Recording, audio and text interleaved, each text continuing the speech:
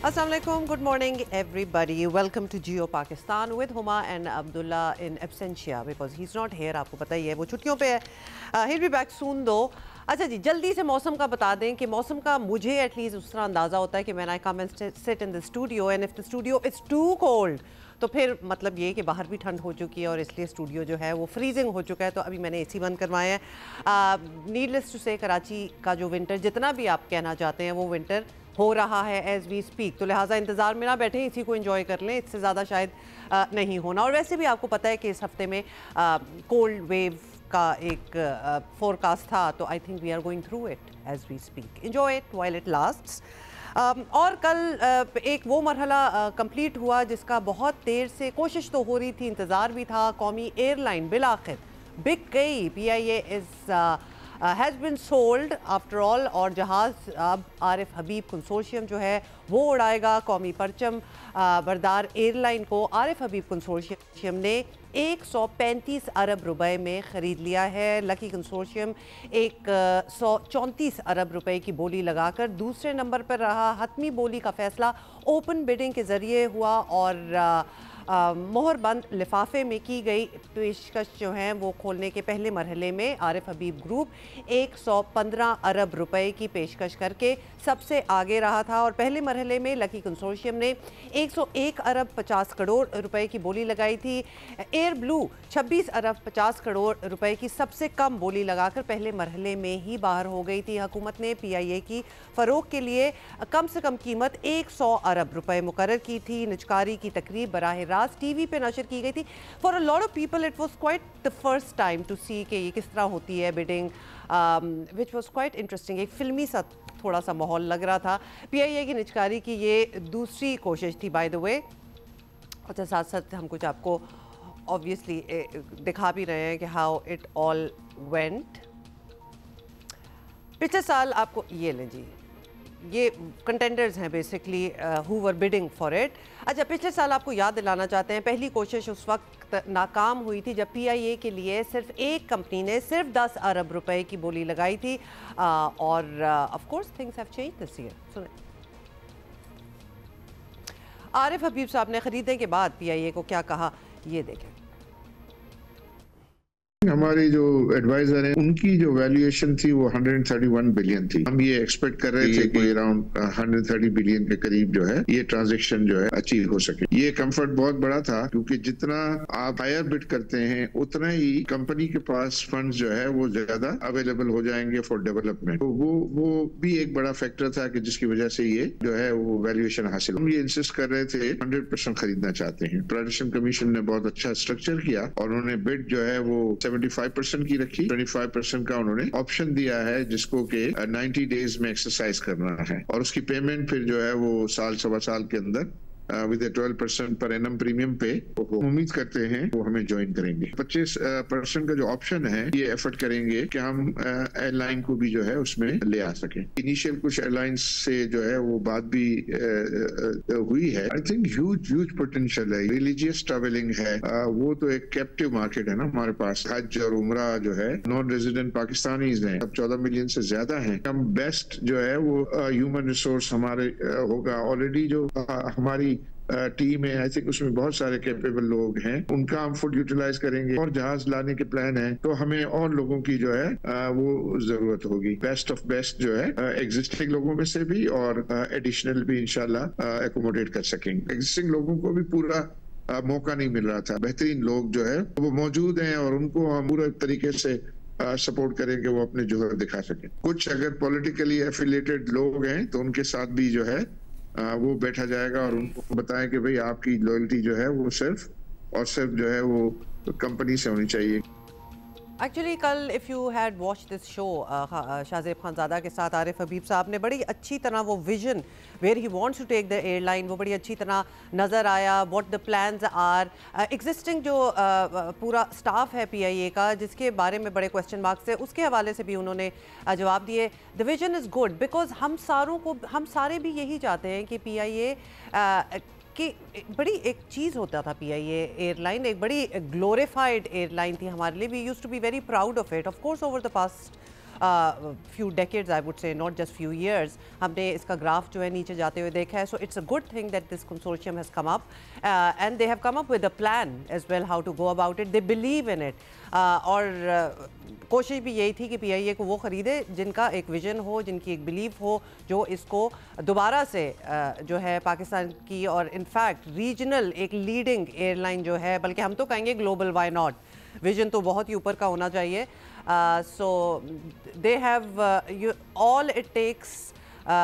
We have landing rights in more than 100 countries. सो अगर आप बैकग्राउंड देखें, अगर देखें, they have a lot of potential to go up again. इंशाल्लाह ऐसा ही नज़र आ रहा है. Having said that, you know, I can't remember the last time I traveled PIA. तो ये भी वो बात है ना, it needs to change now. अच्छा जी, चलें, ये तो मेरा ख्याल है अच्छे हाथों में PIA जो है वो चला गया है. इंशाल्लाह अच्छा ही होगा. Let's talk about politics. अब क्या हो रहा है जी? हुकूमत और तहरीक इंसाफ के दरमियान मुज़ाकरात की बाज़गश तो बहुत सुनाई दे रही है, मगर रास्ते में इख्तलाफात भी बहुत ज़्यादा हैं. So they need to be tackled as well. दोनों तरफ से बातचीत की अहमियत को तस्लीम तो किया जा रहा है, मगर मुज़ाकरात की टेबल पर बैठने से पहले ऐसी शर्तें रखी जाती हैं कि फ़रीक़ैन करीब आने के बजाय मज़ीद दूर हो जाते हैं. And we have been seeing this ping pong या ग्राफ, आप ऊपर नीचे वाली वही वाली बात हो गई है, हम देख रहे हैं कुछ अरसे से. वज़ीर आज़म शहबाज शरीफ जो असेंबली फ्लोर पर कई बार अपोजिशन को मुज़ाकरात की दावत दे चुके हैं, कल एक बार फिर तहरीक इंसाफ से मुज़ाकरात पर आमादा नज़र आए, मगर साथ ही वाज़े कर दिया ब्लैक मेलिंग नहीं चलने वाली. और उनके जो साथी हैं जो बात कर रहे हैं, उन्होंने, मैंने आज अखबार में पढ़ा है डायलॉग की, तो मैंने तो असेंबली में डायलॉग की उनको दावत दी, उससे पहले भी दावत दी, उसके बाद भी दावत दी. अगर वो उसके ऊपर तैयार है तो गवर्नमेंट पाकिस्तान बिल्कुल तैयार है, क्योंकि पाकिस्तान में तरक्की और खुशहाली के लिए तमाम पॉलिटिकल पार्टीज़ में हामनी होनी चाहिए. लेकिन इसकी आड़ में गैर कानूनी और ब्लैक मेलिंग वो नहीं हो सकती. जो जायज़ मामलात हैं उसकी रोशनी में डायलॉग आगे बढ़ सकता है, जिसके लिए मैंने पहले भी दावत दी और अब भी मैं उसको रिट्वीट कर रहा हूँ. ओके, वज़ीर आज़म को आपने सुना. साथ ही आपको याद दिला दें कि तहरीक इंसाफ मुज़ाकरात के मामले पर कभी एक कदम आगे तो दो कदम पीछे चली जाती है. वज़ीर आज़म शहबाज शरीफ की ताज़ा पेशकश पर तहरीक इंसाफ का जो पहला रद्द अमल आया, वो बताने के लिए काफ़ी है कि मुज़ाकरात शुरू होने के इम्कानात कहाँ तक हो सकते हैं. खुद ही सुन रहे हैं. इमरान खान साहब ने PTI में किसी को मुज़ाकरात का इख्तियार नहीं दिया, ये बात बिल्कुल वाज़े रहे. खान साहब ने सिर्फ अचकज़ई साहब, अल्लामा नासिर साहब को ये इख्तियार दिया है. वो अपनी सवाबदीद में इस इख्तियार को इस्तेमाल करें ना करें ये उन पर है. और बिल्कुल ठीक कहा है अचकज़ई साहब ने कि अगर कोई मेरे घर से चोरी करके ले जाए मेरा माल, तो मैं उसके साथ बैठकर मुज़ाकरात नहीं करूँगा. इस निज़ाम को पहले मानना होगा कि 8 फरवरी 2024 को पूरे निज़ाम ने मिलकर पाकिस्तान की आवाम की राय पर, वोट पर हमला किया, उसको चुराया, एक डाका मारा. ये बात अगर हम मान लें, फिर आगे बढ़ने की बात की जा सकती है कि कैसे हमने इस मुल्क को सच्चाई की जानिब वापस लाना है, कैसे उस फरेब को ख़त्म करना है जिस पे ये निज़ाम आज खड़ा हुआ है, कैसे शफाफ इलेक्शन करने हैं. तो इस हवाले से अचकज़ई साहब, अल्लामा नासिर साहब जब मुनासिब समझेंगे वो देखेंगे कि किससे बात करनी है और कब बात करनी है. इस वक्त ये बात कबल अज़ वक्त है. अच्छा, ये आपने सुन लिया अकरम राजा साहब को, और अब आगे सुने और फिर खुद ही फैसला करें. इमरान खान की बहन अलीमा खान ने कल अडियाला जेल के बाहर कहा कि मुज़ाकरात की बात हमेशा उस वक्त की जाती है जब अवामी दबाव हद से बढ़ चुका हो और इक़्तिदार में बैठे लोग परेशान हो जाएं. हालांकि हुकूमत कितनी परेशान है, फ़िलहाल तो ऐसे कोई आसार दिखाई नहीं देते. हैरानकुन बात यह है कि PTI का मुस्तकिल मौक़िफ़ रहा है कि मुज़ाकरात का मुकम्मल इख्तियार तहरीक तहफ़्फ़ुज़ आईन पाकिस्तान के सरबराह महमूद खान अचकज़ई को दे दिया गया है. मगर कल चेयरमैन तहरीक इंसाफ गौहर अली खान इस बात से लाइल्म दिखाई दिए कि ऐसा कोई इख्तियार अचकज़ई साहब को हासिल है. ऐसी चीज़ें होती हैं जिनसे कन्फ्यूजन पैदा होती है. सुने. मुज़ाकरात पे मेरा आजकल के जो हालात है और स्पेशली कल जिस तरीके से पैगाम आया हुआ है अलीमा बाजी ने जो उस पर तस्करा किया, मेरा ख्याल है कि मैं इस पर कोई तबसरा नहीं करूँगा. अचकज़ई साहब के पास अगर मैंडेट है तो फिर वो बात कर लेते हैं. तो अगर मगर में बात फिर चली जाती है, मतलब क्लियर कट बात क्यों नहीं होती है, एंड हेंस कन्फ्यूजन। मुज़ाकरात जो हैं ऑब्वियसली हमेशा कुछ लो और कुछ दो की बुनियाद पर ही होते हैं, और अगर बातचीत के लिए संजीदगी दिखाई जाए तो हुकूमत और अपोजिशन जमातों में ऐसे सीनियर लोग जो हैं वो मौजूद हैं जो मुज़ाकरात की राह हमवार कर सकते हैं, लेकिन of course it has to be decided first, और कंफ्यूजिंग बयान जो हैं वो नहीं आने चाहिए। राना सनाउल्लाह मुशीर वज़ीर आज़म हमारे साथ हैं। राना साहब गुड मॉर्निंग, कैसे हैं आप? राना साहब, हुकूमती रहनुमा हालिया दिनों में कहते रहे हैं कि तहरीक इंसाफ के लिए मुज़ाकरात के दरवाजे बंद हो चुके हैं, आप भी उनमें शामिल थे, फिर क्या वज़ीर आज़म ने जो ऐलान किया है वो दरवाजे दोबारा खोल दिए गए हैं? मतलब हम बात करते हैं उस साइड से कन्फ्यूजन की, लेकिन कन्फ्यूजन तो फिर इधर भी है। देखें, पाकिस्तान मुस्लिम लीग नून और उसकी लीडरशिप जो है बतौर जमात इस बात पे यकीन रखती है कि सियासत जो है और जमहूरियत जो है वो डायलॉग से आगे बढ़ती है, डेडलॉक से नहीं। पॉलिटिकली भी और डेमोक्रेटिकली भी जो है वो सियासी जमातों को आपस में जो है वो बैठना चाहिए और इश्यूज़ के ऊपर बात करनी चाहिए। Charter of democracy, charter of economy, इसके लिए हमेशा पाकिस्तान मुस्लिम लीग नून ने जो है वो कोशिश की है। लेकिन इसमें दरवाज़े बंद करने वाली बात जो है वो इस तरह से है कि वज़ीर-ए-आज़म ने आज से पहले, यानी कल जो उन्होंने कैबिनेट के अजलास में अज़हार ख़याल किया है, उससे पहले भी वो 4 मरतबा जो है वो मशरूत दावत दे चुके हैं PTI को कि वो आके बैठें और मुज़ाकरात करें पूरी अपोजिशन को। कोई पिछले 1 साल से मैं ये बात को मेरा ख़्याल है कि 100 मरतबा कर चुका हूँ, लेकिन उसके जवाब में हमेशा इमरान खान साहब ने हमेशा ये बात की, और वो हमें इस तरह से भी मालूम है कि जो वो 4 साल हुकूमत में रहे तो उस वक्त भी उन्होंने कभी अपोजिशन से मुज़ाकरात का जो है वो इरादा नहीं किया, बल्कि अपोजिशन ने उस वक्त जो हम अपोजिशन में थे तो हमने बार बार उनसे कहा कि हम आपके साथ बैठने को तैयार हैं, मुज़ाकरात करने को तैयार हैं, लेकिन उन्होंने हमेशा कहा कि नहीं, आप NRO चाहते हैं, मैं आपसे हाथ मिलाने, आपसे बैठने, आपसे बात करने को तैयार नहीं हूँ। तो आज भी उनका जो है वो जब अपोजिशन में है तो हुकूमत के अगेंस्ट उनका यही मौक़िफ़ है कि वो मुज़ाकरात पे जो है वो तैयार नहीं है। उनका वो यकीन ही नहीं रखते, वो जो उनकी जो फ़िलासफ़ी है या उनकी पॉलिसी है, क्योंकि सियासत तो खैर उन्होंने ना उससे पहले की, ना जब 4 साल हुकूमत में उस वक्त की, ना वो अब कर रहे हैं, सियासत तो वो कर नहीं रहे। तो वो एक जो अपना कोई तरीक़ाकार जो पॉलिसी उसकी उनकी है, उसमें मुखालफ सियासी जमातों से, खा वो अपोजिशन में हो हुकूमत में हो, मुज़ाकरात करने, बैठ के इश्यूज़ के ऊपर जो है वो गुफ्तगू करने, इश्यूज़ को रिज़ॉल्व करना, ये उनकी जो है वो पॉलिसी में है ही नहीं। और आपने देखा कि कल जब वज़ीर-ए-आज़म का वो बयान जो है वो चला मीडिया पे, तो उसके बाद सलमान अकरम राजा साहब ने जो है वो जो बात की है, उससे पहले जो अलीमा खान साहबा ने बात की है, उन्होंने वही बात की है जो इमरान खान साहब ने उनको की है। और इमरान खान साहब की यही पॉलिसी है कि वो मुज़ाकरात के लिए बिल्कुल ना उनका कोई इस बारे में सोच है और ना वो इसके लिए तैयार है। की बात से तो यही लग रहा है कि वो कभी भी सिंसियर नहीं थे मुज़ाकरात के हवाले से, इवन जब वो हुकूमत में थे, और अभी भी बस बातचीत ही है, कुछ उसमें से निकलना नहीं है। आपकी बात से ये लग रहा था। रान साहब, लेकिन ये भी बताएं कि PTI की जानिब से मुज़ाकरात करने या ना करने का मैंडेट पहले ही तहरीक तहफ़्फ़ुज़ आईन पाकिस्तान की क़यादत के पास है।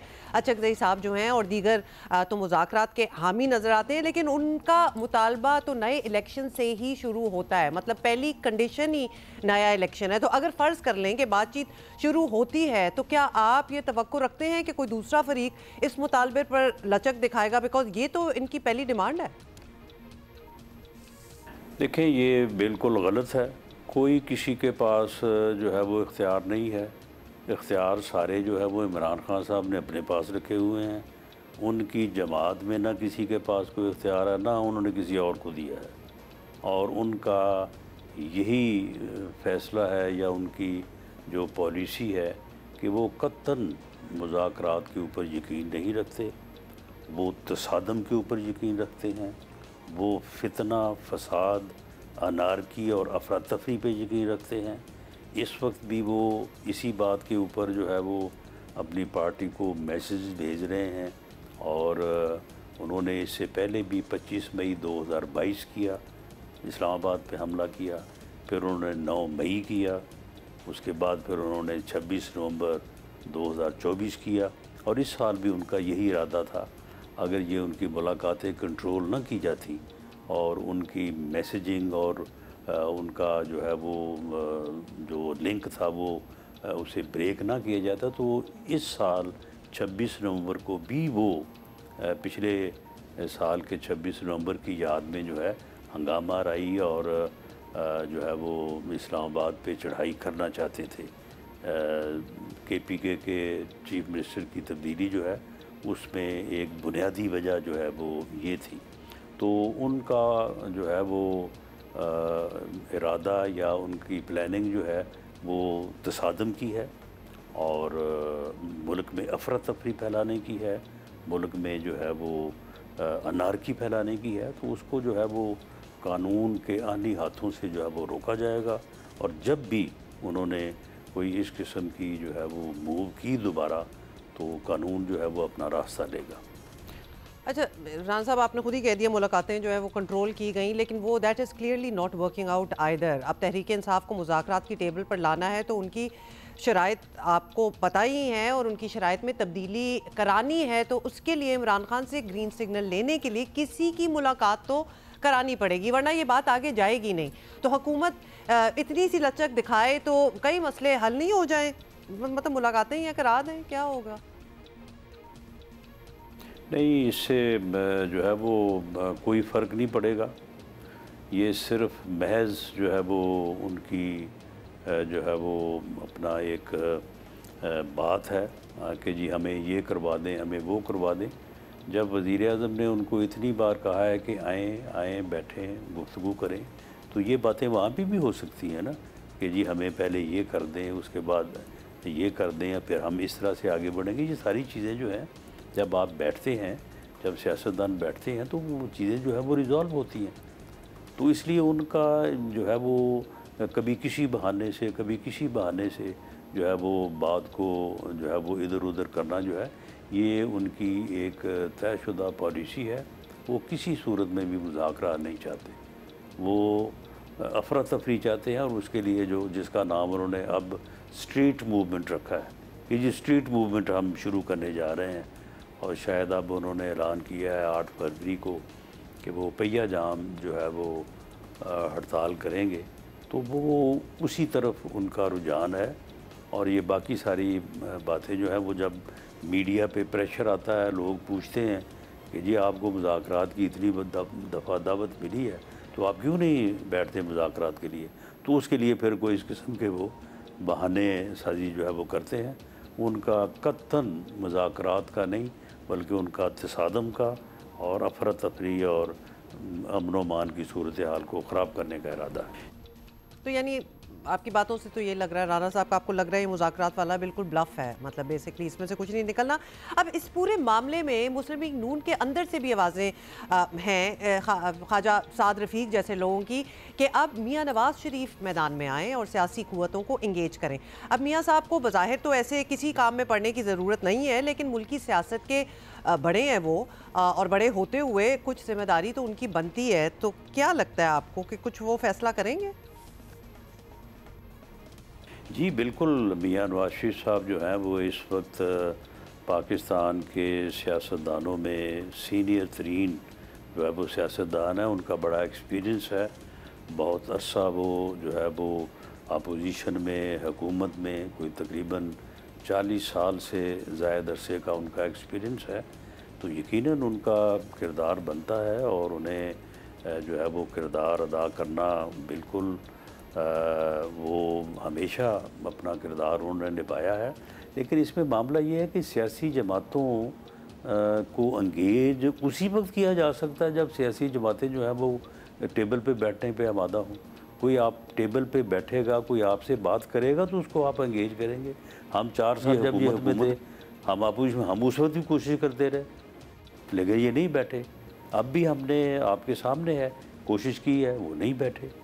तो ऐसी सूरत में जब एक दूसरा फरीक, अगर हम अपोजिशन में है तो हुकूमत, अगर हुकूमत में है तो अपोजिशन, जब वो बैठने को तैयार नहीं है, वो टेबल पे आने को तैयार नहीं है, तो फिर उसको एंगेज किस तरह से किया जा सकता है। तो इसलिए जो है वो जो हमारी पार्टी के अंदर भी जो राय है वो आहिस्ता आहिस्ता जो है वो खामोश या तब्दील इसलिए हो रही है कि जब दूसरा फरीक जो है वो तैयार ही नहीं। अब आप देखें कि कल जब वज़ीर-ए-आज़म ने जो है वो दोबारा अपनी जो है वो मुज़ाकरात की दावत को दोहराया, ऑफ़र को, तो उसके बाद क्या बयान दिया है राजा सलमान अकरम साहब ने कि जी ये तो डाकू है, ये तो चोर है, आपने डाका डाला है तो हम आपके साथ बैठ के कैसे मुज़ाकरात करें।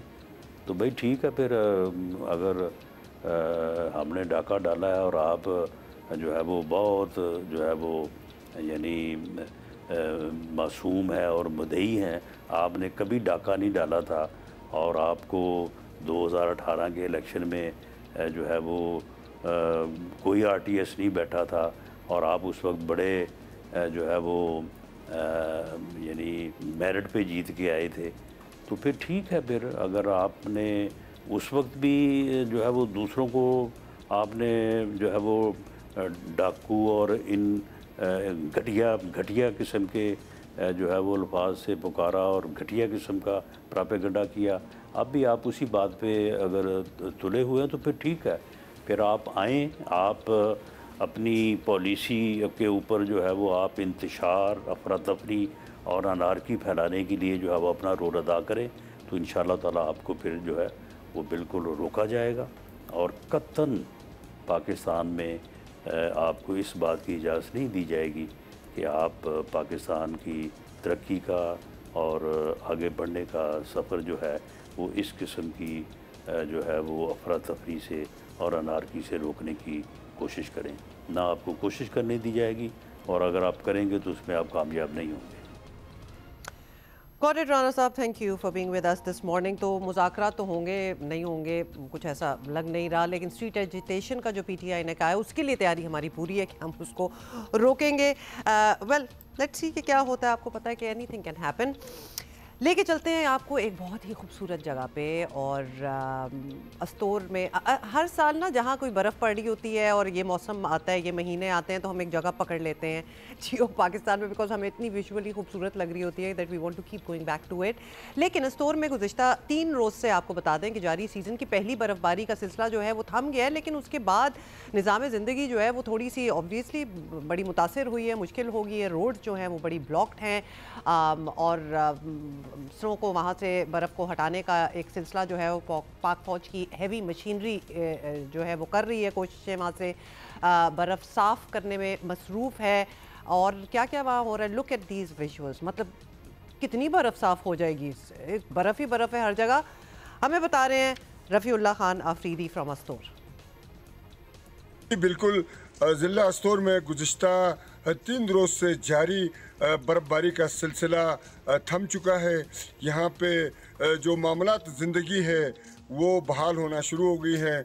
अस्तोर के जो बलाई इलाके हैं, कई बलाई इलाकों का ज़मीनी राब्ता बदस्तूर इस वक्त भी ब्लॉक है, जबकि अस्तोर के जो बलाई इलाके, बलाई गाँव हैं, चिलम है, शेरकुली है और ये गुदई एरिया है, दासकरम है, दास बाला है, उनका ज़मीनी राब्ता जो है पाक फ़ौज के हेवी मिशनरी ने रोड से बर्फ़ हटा के बहाल कर दिया है। इस वक्त चिलम तक जो है वो तमाम राब्ता सड़कें बहाल हैं। दूसरी तरफ मिनमनक एरिया है, कामरी है, टटवाल है, जियान है, इसके साथ साथ दुधगई है, यहाँ दुमैल है, नगई एरिया है, उनका ज़मीनी राब्ता बदस्तूर इस वक्त भी ब्लॉक है। यहाँ पे बर्फ़बारी का सिलसिला थम जाने के बाद यहाँ धूप निकली हुई है और यहाँ जो बर्फ़ से ढके पहाड़ एक अरसे के बाद इंतहाई दिलकश खूबसूरत मनाजिर पेश कर रहे हैं। दूसरी तरफ हालिया बर्फ़बारी के बायस सर्दी की लहर में इजाफा हो चुका है। यहाँ पे एक अरसे के बाद जो है वो दर्जा हरारत -, पे गिर चुका है। और यहाँ पे सर्दी के आगाज़ के साथ साथ खास कर मैंने बलाई इलाकों की बात की, वहाँ पर उनके मसाइल और मुश्किलात में भी इजाफा हो चुका है। जी बहुत सर्दी है भाई, और टेंशनें भी बहुत हैं और चैलेंजेस भी बहुत हैं। रफ़ीउल्लाह खान आफरीदी, थैंक यू, हमें बताया। एक मैं देख रही थी जहाँ वो शॉट था ना, बहुत से लोग बैठे हुए हैं, and I was just looking at whether they are warm enough, मतलब वो कपड़े, क्योंकि अब जब इतनी बर्फ़, और ये देखें पूरी एक आबशार जो है ये जमी हुई है, तो आइस है, इट्स नॉट इवन स्नो। हाँ, ये लोग, तो मुझे लग रहा है कि इन्होंने ठीक सर्दियों के कपड़े नहीं पहने हुए, टोपियाँ शोपियाँ होनी चाहिए, कोई मफलर होने चाहिए, गर्दनें सारों की नज़र आ रही हैं। इधर स्टूडियो में बैठे हुए मुझे देख के स्क्रीन से बहुत ठंड लग रही है, बट आई गेस ये वहाँ के लोकल हैं और they are used to this kind of harsh winter. खूबसूरत बहुत लग रहा है, और ये भी वही बात होगी, इधर बैठे हुए हमें हर चीज़ खूबसूरत लग रही है, वहाँ रहते होंगे लोग तो ऑब्वियसली उन लोगों को जो चैलेंजेस हैं वो नज़र आ ही रहे होंगे। स्पेशली अगर आपका ज़मीनी राब्ता जो है वो ख़त्म हो जाए, you can not travel anywhere, तो that can be a crisis situation also. और हमने फिर सीजनल डिप्रेशन की कल बात की थी बड़ी लंबी चौड़ी, तो ऐसे मौसमों में there is a concept called snow blindness. हर जगह जब आपको वाइट ही हर जगह नज़र आ रहा होता है तो आपकी सेंसेस पे उसका एक असर भी पड़ता है और मौसमी एक डिप्रेशन सिचुएशन भी बन सकती है। लेकिन कल हमने काफ़ी डिटेल में बात की थी और आपको बताया भी था how you can overcome that as well. अच्छा, are you guys watching Big Bash, Australian जो लीग है, क्रिकेट लीग नहीं देख रहे तो हम आपको बता देते हैं। बिग बैश T20 लीग के एडिलेड में खेले गए मैच में पहले मेलबर्न स्टार्स ने बैटिंग की और मुकर्ररा ओवर्स में 8 विकेट पर 155 रन्स बनाए। पाकिस्तानी फास्ट बॉलर हारिस रऊफ ने 4 ओवर्स के कोटे में 28 रन 28 रन के एवज 3 विकेटें हासिल की। There you go, you can see. और टॉम कर्न ने भी 3 खिलाड़ियों को आउट किया। जवाब में मेलबर्न स्टार्स ने हदफ 19वें ओवर में 4 विकेट के नुकसान पर हासिल कर लिया। हसन अली ने 3 ओवर्स में 25 रन के एवज 2 खिलाड़ियों को आउट किया। तो हमारे stars are also shining over there. Alright, okay. अच्छा, ये सुने, ख़वातीन पर डिजिटल तशद्दुद के ख़तरात में कोई अलार्मिंग हद तक इजाफा हुआ है। रजामंदी के बग़ैर प्राइवेट फ़ोटोग्राफ्स ख़ास तौर पे उनकी तशहीर ब्लैकमेलिंग का हथियार बनती जा रही हैं। ख़वातीन सहाफ़ी और समाजी कारकुन मुनज़्ज़म ट्रोलिंग और धमकियों की जद में हैं and have been for a while, but ये चीज़ जो है ज़रा बढ़ती जा रही है। और तो और ख़वातीन पार्लियामेंटेरियंस भी सूरत हाल से परेशान हैं। ह्यूमन राइट्स सेल हुकाम की स्पेशल कमेटी बराए जेंडर मेन स्ट्रीमिंग के इजलास में पेश की गई रिपोर्ट जो है वो तशवीशनाक हालात की मंजर कशी कर रही है और आपको ज़रा डिटेल देते हैं। इस मौके पर national cyber crime investigation agency के हुकाम ने इजलास के शुरका को ब्रीफिंग दी। ये बताया गया कि अब तक ख़वातीन के ख़िलाफ़ जराइम की 22,500 से ज़ायद शिकायत जो हैं वो आ चुकी हैं, लेकिन कमेटी मेंबर्स NCCIA की कारकर्दगी से मुतमईन नज़र नहीं आई। और मेंबर कमेटी शाइस्ता परवेज़ ने बताया कि उन्होंने ज़ाती तौर पर साइबर क्राइम में शिकायत की लेकिन कोई जवाब नहीं मिला। रुबीना कायम खानी ने भी यही बात कही कि उन्होंने भी 2-3 बार शिकायत की मगर कोई एक्शन नहीं हुआ। और पता नहीं PTA या दीगर इदारे क्या कर रहे हैं, क्योंकि मेंबर कमेटी शाहिदा बेगम का कहना था कि एक ऐसे कानून की तरफ जाना होगा जो ताकतवर हो। NCCIA के हुकाम का कहना था कि उन पर काम का बहुत ज़्यादा बोझ है, वो अपनी तरफ से सफाई दे रहे थे, काम का बहुत बोझ है और एक ऑफिसर के पास 70 से ज़्यादा केसेस हैं। बोझ तो है फिर। चेयरमैन PTA ने बताया कि अब तक मुल्क भर में लाखों वेबसाइट्स के लिंक बंद कर चुके हैं। सच्ची बात तो ये है कि इस वक्त जो NCCIA की परफॉर्मेंस का आलम है उनसे ज़्यादा उम्मीद भी नहीं रखी जा सकती। जिस एजेंसी ने ख़वातीन को डिजिटल का निशाना बनने से रोकना है, उनके अपने कई अफसरान जो हैं वो बदउनवानी और करप्शन के इल्ज़ामात का सामना कर रहे हैं। डकी भाई वाला स्कैंडल तो आपको याद ही होगा, उसमें deputy director Sarfaraz Chaudhry, assistant director Mohammad Usman, assistant director Shoaib Riaz और असिस्टेंट डायरेक्टर अस्मा मजीद के तो इस्तीफे भी मंजूर कर लिए गए हैं। ये सारे असिस्टेंट डायरेक्टर्स हैं, मतलब ये टॉप टियर अगर ये कर रही है तो फिर आप नीचे देख ही सकते हैं कि उनकी परफॉर्मेंस क्या होगी। निगत दाद डिजिटल राइट्स एक्सपर्ट हमारे साथ हैं। निगत, कभी कभार लगता है कि ये बात कर करके we do try to bring some attention to it and actionable attention हो कि कुछ एक्शन लिया जाए, लेकिन फिर कुछ होता नहीं है। अगली बार मैं आपसे बात करती हूँ, फिगर्स और बढ़ चुके होते हैं। Where are we going wrong? I think political will का ना होना जो है वो वहाँ पे गलती है। और हम ये हमेशा हम लोग बात करते हैं कि ये फिगर्स कोई नए नहीं हैं, ये और इतने तशवीशनाक फिगर्स भी नहीं है, क्योंकि ये तशवीशनाक फिगर्स हर साल होते हैं। 2015 से हुमा हम लोग अपनी हेल्पलाइन के थ्रू ये फिगर्स जो हैं वो ये रिलीज़ कर रहे हैं। जब से 2016 से, जब से ये पीका का कानून आया, उस वक्त से हेल्पलाइन भी हमारी काम कर रही है। और हम हमेशा ये तशवीशनाक फिगर्स हर साल के आखिर में अपनी रिपोर्ट में डालते हैं, और तमाम जो रेलिवेंट इदारे हैं और हुक्काम हैं उनको कहते हैं कि कहाँ पे कमियां थी, लॉ में कहाँ पे कमी थी। लॉ इन्फोर्समेंट एजेंसी जो कि FIA पहले थी और अब NCCIA हो गई है, तो उसमें कहाँ कमी थी। लेकिन कभी भी ये किसी भी हुकूमत की प्रायोरिटी रहा ही नहीं है। तो ऑफ कोर्स बहुत रिसोर्सेज बाकी जहां जगहों पे एलोकेट हो रहे हैं, हम आज भी NCCIA के जो हुक्काम हैं उनकी यही एक वो सुन रहे हैं कि हमारी रिसोर्सेज की कमी है। हम पिछले 10 साल से ये बात सुन रहे हैं। तो इसका मतलब ये है कि आपकी रिसोर्सेज की, आपने आइडेंटिफाई तो कर लिया कि कमियां कहाँ पे हैं, लेकिन आप रिसोर्सेज फिर एलोकेट नहीं कर रहे। आप ट्रेनिंग्स नहीं दे रहे प्रॉपर अफसरान को, आप नए ऑफिसेज नहीं खोल रहे, आप प्रॉपर तरीके से कन्विक्शन और प्रोसिक्यूशन नहीं हो रही। तो कमियां तो ऑलरेडी इनको पता हैं, लेकिन मतलब आप कह रही हैं, बिल्कुल आप कह रही हैं कि वो चैलेंजेस उनकी निशानदेही हो गई है तो उस पर काम तो करें। फिर आप काम क्यों नहीं कर रहे? अगर एक एक ऑफिसर के पास 70 केसेस हैं, जो कि हमें भी यही पता चल रहा है, then a lot more manpower needs to be hired. Manpower तो चलो वो भी बात की बात है, हायर हो जाएगा। NCCIA टाइप इदारों की अगर बात कर लें तो उसका तो टॉप टियर ही सिंसियर नहीं लग रहा। मतलब ये डक्की भाई वाला भी एक केस था, उसके अलावा भी बहुत सी चीज़ें हैं, केसेस हुए हैं उन पर। अगर हमें ये इदारे बनते चले जाएं लेकिन एक्चुअली कारकर्दगी की कोई नज़र नहीं आ रही, तो ये तो आई वॉश ही हुआ ना, फिर काम तो कुछ नहीं हो रहा और केसेस जो आप हैं वो तो बढ़ते ही चले जाएंगे। हुमा देखें, जब तक इदारों के ऊपर अकाउंटेबिलिटी नहीं होगी, जब तक ये इदारे किसी और को जवाबदेह नहीं होंगे, तब तक ये पॉलिटिकल टूल के तौर पे इस्तेमाल होते रहेंगे। हमने ये देखा है कि हमेशा हर दौर में इन इदारों को अपने तौर पे इस्तेमाल किया गया है, और हमें ये बहुत सी दूसरी जगहों पे बहुत एक्टिव नज़र आते हैं। लेकिन जब ख़वातीन के ख़िलाफ़ जो साइबर क्राइम है उनकी बात आती है, इवन पार्लियामेंटेरियंस भी जब शिकायत लगाती है तो उनकी भी शिकायतें कई कई महीनों तक पड़ी रहती हैं और उन पर अमल दरामद नहीं होता, लोग नहीं पकड़े जाते। तो असल बात फिर यही आ गई है कि आप इदारे बना दें, लेकिन जब तक उन इदारों की कारकर्दगी में ट्रांसपेरेंसी नहीं होगी और उन पे पार्लियामेंट्री ओवरसाइट नहीं होगी कि वो आए और किसी को जवाब दे हों, तब तक ये मेरा नहीं ख्याल कि इदारे जो हैं वो प्रॉपर तरीके से काम कर सकते हैं। अच्छा, आपने जिक्र किया है, अगर हम एक्टिवली बात करें, ये ऑनलाइन हरासमेंट के केसेस हो जाएं, ये बात जो है पिछले 10 साल से समझें, for the sake of this conversation अगर हम जिक्र कर रहे हैं, कोई भी इदारा बनता है, किसी चीज़ को भी टैकल करना हो, शुरू में टीदिंग प्रॉब्लम्स होती हैं और हम उतना मार्जिन भी दे देते हैं कि अभी तो ये सिस्टम शुरू हुआ है तो टीदिंग प्रॉब्लम्स होंगी।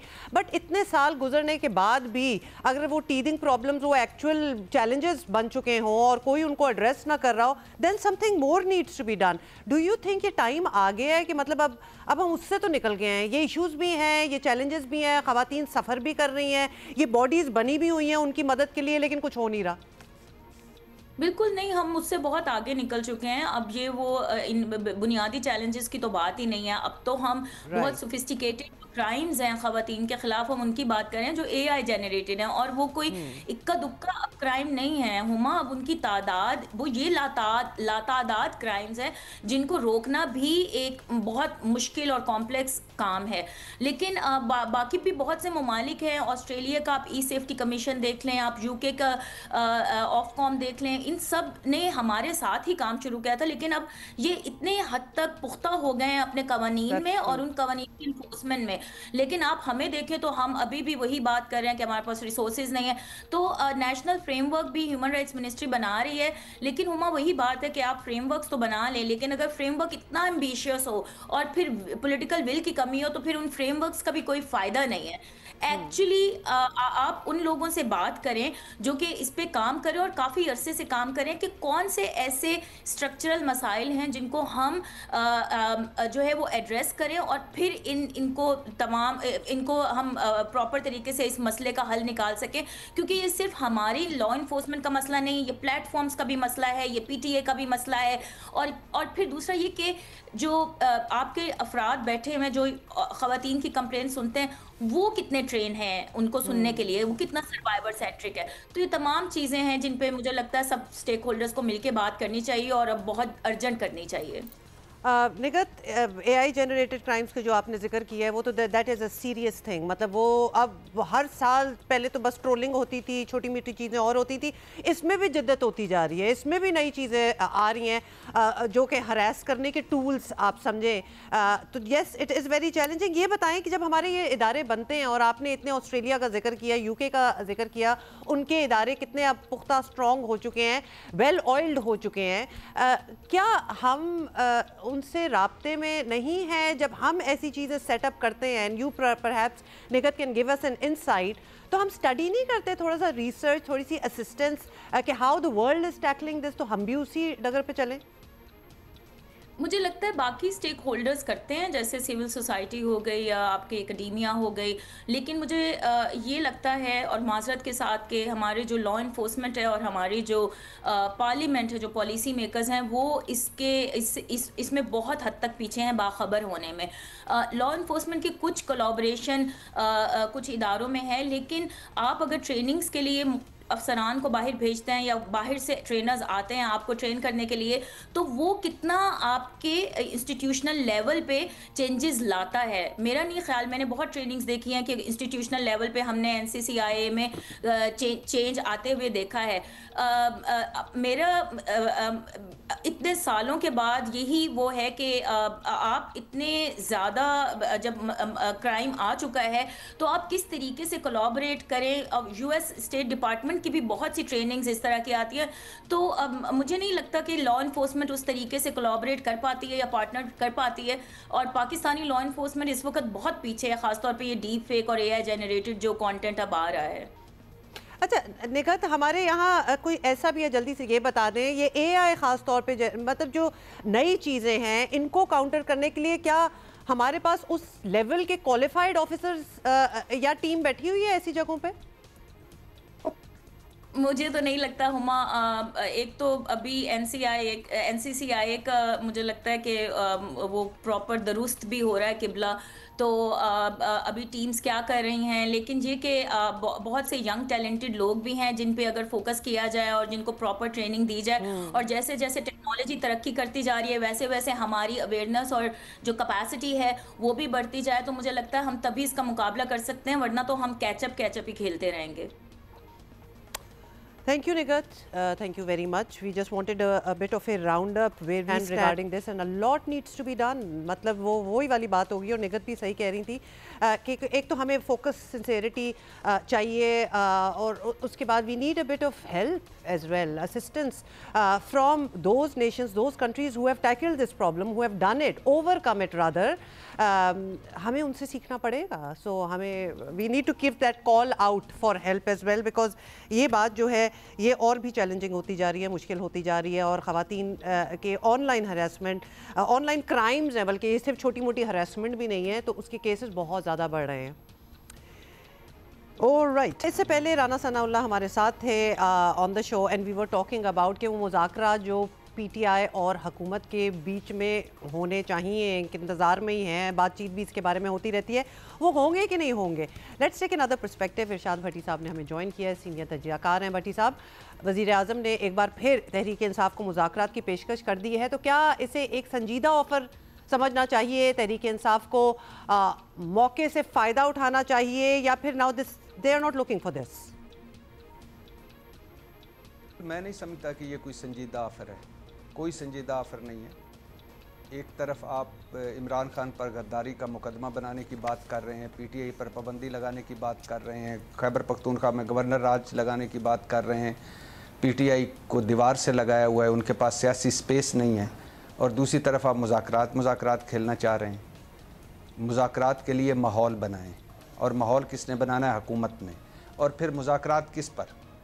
क्या आप जो मैंडेट पर मुज़ाकरात कर सकते हैं शहबाज शरीफ साहब? नहीं कर सकते। क्या शहबाज शरीफ साहब अपनी हुकूमत ख़त्म कर सकते हैं? नहीं कर सकते।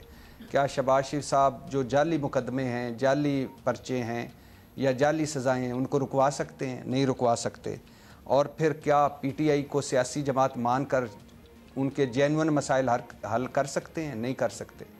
तो ये एक रूटीन का सियासी बयान है, कोई संजीदा बयान। आप कह रहे हैं कि ये ऑफर ही संजीदा नहीं है टू बिगिन विद, तो फिर ये बताएं कि सलमान अकरम राजा ने एक बार फिर ये वाज़ेह किया है कि तहरीक इंसाफ में किसी को मुज़ाकरात का इख्तियार नहीं। इमरान खान साहब ने ये इख्तियार तहरीक तहफ़्फ़ुज़ आईन पाकिस्तान के जो लीडर्स हैं उनको दिया है। अब अचकज़ई साहब वगैरह कोई बातचीत शुरू भी कर लें तो क्या तहरीक इंसाफ इसकी पाबंद होगी? क्योंकि मिक्स सिग्नल्स हैं, कुछ अजीब सी सूरत हाल है। क्या लग रहा है आपको? कोई अजीब सी सूरत हाल नहीं है।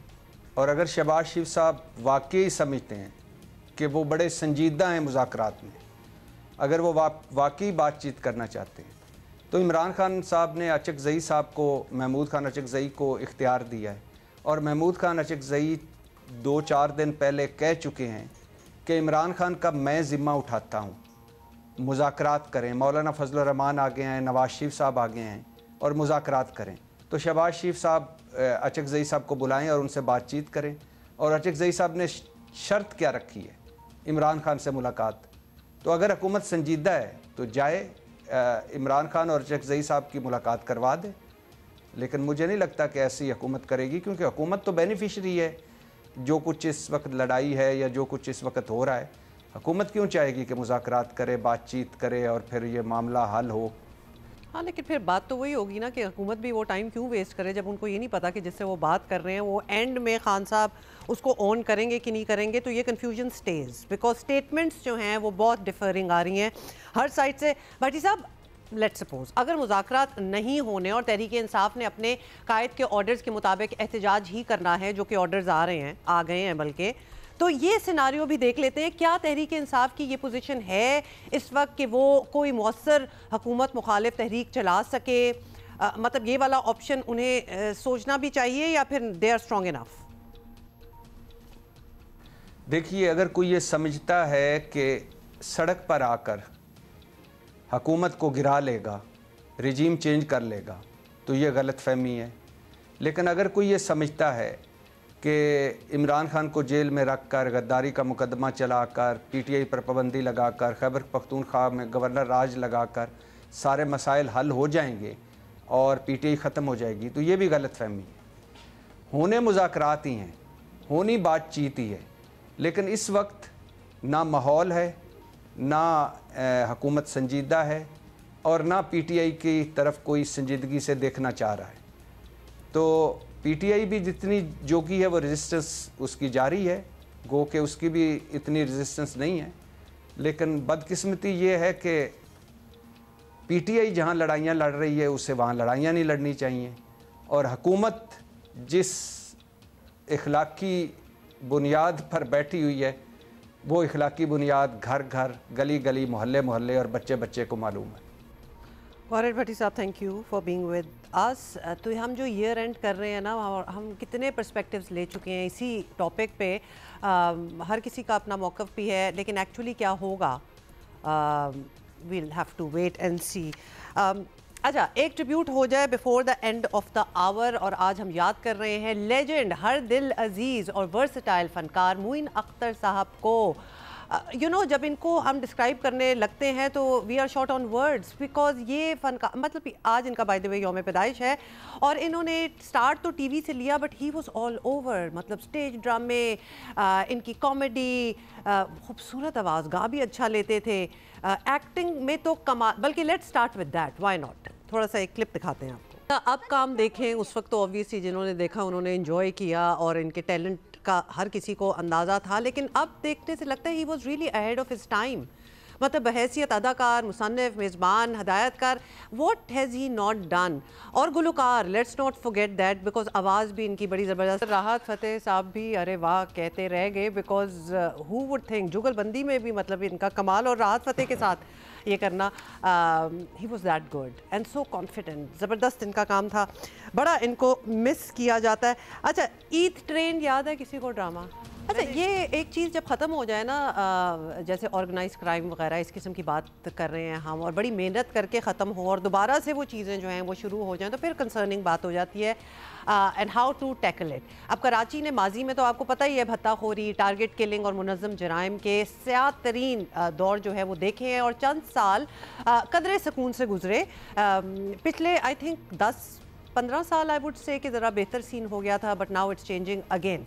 चंद महीनों से भत्ता माफिया एक बार फिर सरगर्म हो रहा है, और बैरून मुल्क बैठे जराइम पेशा जो ग्रुप्स हैं वो कराची में मौजूद अपने हैंडलर्स का इस्तेमाल कर रहे हैं। अदाद शुमार के मुताबिक कराची में रवा साल भत्ताखोरी के मजमूई तौर पर 89 वाक़यात रिपोर्ट हुए, 89, और इसमें जो बिल्डर्स हैं, दीगर बिजनेस कम्युनिटी ख़ुद को गैर महफूज समझ रही है, उनको ये पर्चियाँ जो हैं भत्ता पर्ची वो आती है। चंद दिन पहले बिल्डर्स ने सिंध हुकूमत से भत्ता माफिया के ख़िलाफ़ सख्त कार्रवाई का मुतालबा भी किया था, और इतलात ये हैं कि भत्ता माफिया इस बार गोली पर्ची के रिवायती तरीके तो इस्तेमाल कर रही है, मगर साथ डिजिटल मीडिया का इस्तेमाल भी कर रही है। मतलब कि कोई जिद्दत आ जाए, कोई नई चीज़ आ जाए, उसको जल्दी से करप्शन में लगाने में 2 मिनट नहीं लगते। अभी हम violence against women on the digital front की बात कर रहे थे, और भत्ताखोरी में भी डिजिटल जो है वो है आ गया। बैरून मुल्क से फ़ोन कॉल्स के साथ मैसेजेस भी भेजे जा रहे हैं। भत्ताखोर जो हैं वो नकद रकम के साथ डिजिटल करेंसी में भी भत्ता मांग रहे हैं। मतलब बातें देखें ज़रा किधर चली गई हैं। वज़ीर दाखिला सिंध ज़िया लंजार ने प्रेस कॉन्फ्रेंस में तस्लीम किया है कि भत्ता माफिया ने दोबारा सर उठाया है, और ज़्यादातर लोग जो हैं वो बैरून मुल्क बैठ कर काम कर रहे हैं, मगर साथ ही यकीन दहानी कराई है कि कराची को ऐसे जराइम से पाक किया जाएगा। अब क्या प्लान है, लेट्स सी।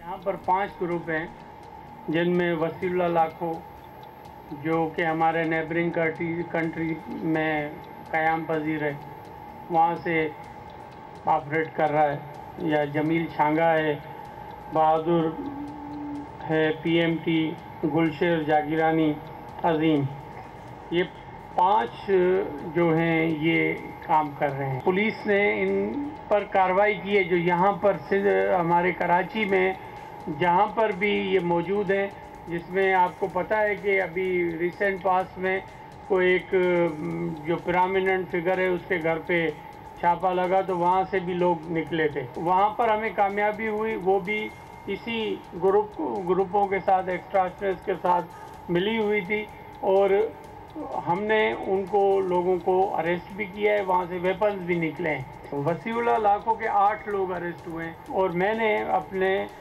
दोस्तों को कहा, आबाद वालों जो दोस्त हैं, कि आप कम से कम हमें अप्राइज़ करें। अभी तो मैंने अपने पुलिस अफसरान, चीफ मिनिस्टर साहब और हमारे जो ताजरों का एक मैंने व्हाट्सएप ग्रुप बना दिया है, ताकि जो चीज़ हो हमारे पास हो। तो टोटल जो एक्शन हुआ है पिछले 7-8 दिनों में वो तकरीबन। अच्छा, वज़ीर दाखिला से पहले ना आपको ये भी बता दें कि वज़ीर आला सिंध मुराद अली शाह भी कारोबारी बरादरी को यकीन दहानी करवा चुके हैं कि भत्ताखोरी को हर सूरत रोका जाएगा।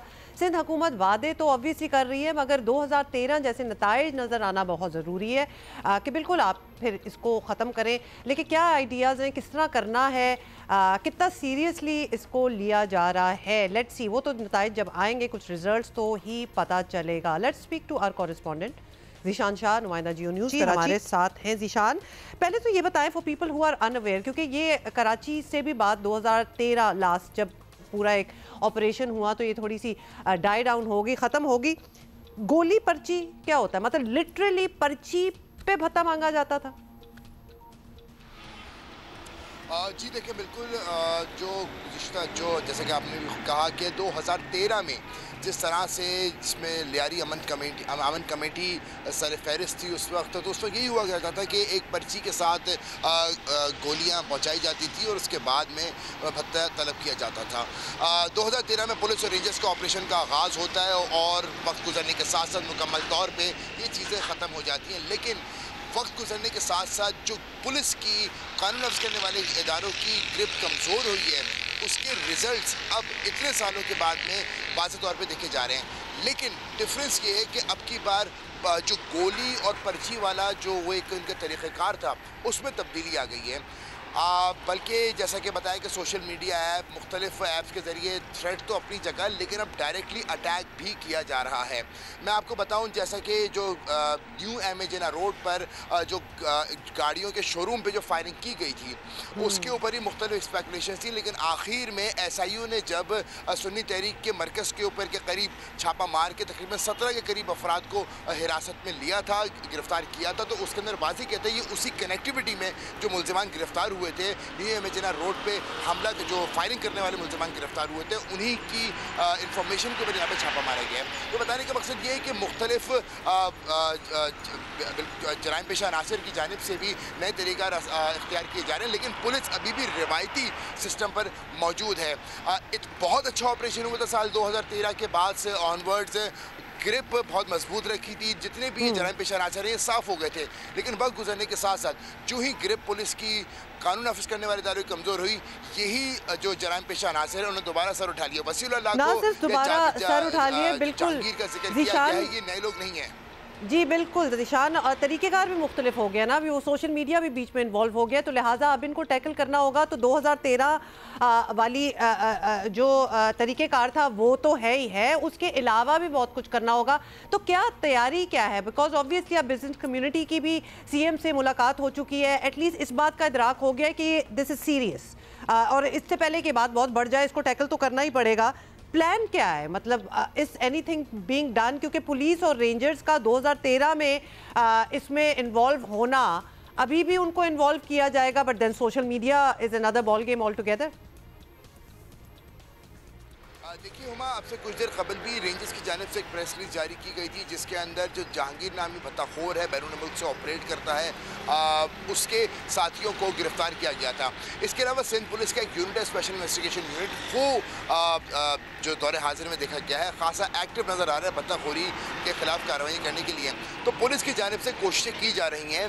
मेरा जो सवाल था वो यही था कि यूँ ही इतनी गिरफ्त ढीली होने क्यों दी गई, जिसकी वजह से यही जराइम पेशा अनासर, क्योंकि आखिर तक जो मेन मरकज़ी मुल्ज़िमान हैं या जब मुजरिम हैं उनको नहीं पकड़ा गया था, तो इस चीज़ के ऊपर नज़र रखने की ज़रूरत थी। बहरहाल अब दोबारा से पुलिस की जानिब से कार्रवाइयों का आगाज़ कर दिया गया है, लेकिन अब हिकमत अमली दोबारा से मुरतब करने की ज़रूरत पड़ेगी, क्योंकि जैसा कि मैंने बताया कि जो तकरीबन 12 साल पहले जो ऑपरेशन हुआ था उसमें भी जब मुल्ज़िमान में जो ये भत्ताखोर है इन्होंने भी अपने तरीक़ेकार में जिद्दत लाए, तो पुलिस को भी अब जिद्दत लाने की ज़रूरत पड़ेगी। अच्छा ज़ीशान, ये भी बताएं, जब ये भत्ते के लिए अगर पर्ची हो या डिजिटल मीडिया के थ्रू जो भी थ्रेड्स वगैरह आते हैं, मतलब एग्जैक्टली किसको टारगेट किया जाए? किसी को भी, या फिर ये बड़े बिल्डर्स हैं, बिजनेसेस हैं, बिजनेसमैन हैं, ज़्यादा टारगेटेड कम्युनिटी कौन सी होती है? में भी देखा गया है और जो भी हाल में जो दोबारा वारदातों का आगाज़ हुआ उसमें किसी स्पेसिफिक कम्युनिटी का नहीं इसको टारगेट किया। आबाद की जानिब से इब्तदाई तौर पे 8 थे और अब बिल्डर्स की तादाद 10 हो गई है, जो आबाद के मेंबरान हैं जिनको थ्रेट किया गया है भत्ते के लिए। इसके अलावा कार शोरूम मालिकान, इसके अलावा जो दीगर बिजनेसेस हैं जैसे कि साइड इंडस्ट्रियल एरिया या मुख्तलिफ जगहों पर जो फैक्ट्रीज़ मालिकान हैं, उनको ये मुख्तलिफ तरीक़ेकार से इस वक्त भत्ते के लिए थ्रेट किया गया है। मजमूई तौर पे 170 वाक़यात रिपोर्ट हुए थे, बट ओरिजिनल उसके अंदर से 60 थे, जिनकी तादाद बढ़ते बढ़ते साल के आखिर में पहुँचते पहुँचते तकरीबन 89 के करीब हो चुकी है। तो इस वक्त खाली सिर्फ ये नहीं है कि स्पेसिफिक कम्युनिटी का टारगेट किया जा रहा है, बल्कि जितने भी कारोबारी लोग हैं, कारोबारी अशख़ास, उन सब को टारगेट करके उनसे भत्ते की तलबी की जा रही है। अच्छा ज़ीशान, ये भी बता दें कि अब चूंकि अब ऑब्वियसली साल ख़त्म हो रहा है, नया साल शुरू हो रहा है, this should be on priority basis as well, तो इसके लिए कोई टीम तश्कील दी गई है, कोई कमेटी जो कि देखे कि इस पर क्या काम हो रहा है, ओवरसी करे और मेक श्योर करे कि ये ख़त्म हो? देखिए, जैसा कि मैंने कहा, पुलिस की जानिब से स्पेशल इन्वेस्टिगेशन यूनिट में काफ़ी तब्दीलियाँ लाई गई हैं, उसके रिजल्ट भी हमें नज़र आए हैं। इसके अलावा रेंजर्स के साथ भी आपसे कुछ देर कबल भी रेंजर्स के अंदर प्रेस रिलीज भी जारी की गई थी, जिसके अंदर भत्ताखोरी को ही टारगेट किया गया है, भत्ताखोरों को ही गिरफ्तार किया गया है। इसके अलावा जिस तरह के वज़ीर आला सिंध ने का भी कहना था, और पुलिस की जानिब से भी इस वक्त इंटरनेशनल इंटरपोल से भी रब्ता किया गया है, जहाँ पर वसीउल्लाह लाखो या इसके साथी की इंफॉर्मेशन है, उस हवाले से भी लिखा गया है। तो बहरहाल पुलिस की जानिब से हिकमत अमली मुरतब की गई है, कुछ चीज़ें सामने आई हैं, कुछ चीज़ें सामने नहीं आई हैं। जो इंटेलिजेंस बेस्ड ऑपरेशन है, इसके अलावा दीगर इदारों को भी ऑन बोर्ड लिया गया है। इंटेलिजेंस को बहुत मजबूत किया जा रहा है, ताकि स्टेप बाय स्टेप जो बाहर बैठे हुए भत्ताखोर मेन मरकज़ी मुल्ज़िमान हैं, जो उनके हाइडआउट्स यहाँ पर हैं, जो यहाँ पे काम कर रहे हैं, उनको ट्रैक करने की कोशिश की जा रही है। कुछ हद तक इसके अंदर कामयाबी ज़रूर मिली है, जिसके रिजल्ट्स हमें नज़र भी आए हैं मुल्ज़िमान की सूरत में, गिरफ्तारियों की सूरत में। लेकिन अभी भी इंतज़ार है कि जल्द अज जल्द, जब तक ये मुकम्मल तौर पर ख़त्म नहीं हो जाता, तब तक रिज़ल्ट एक्सपेक्ट करना, पॉजिटिव रिजल्ट एक्सपेक्ट करना मुश्किल रहेगा। Got it. Zeeshan Shah, thank you for being with us.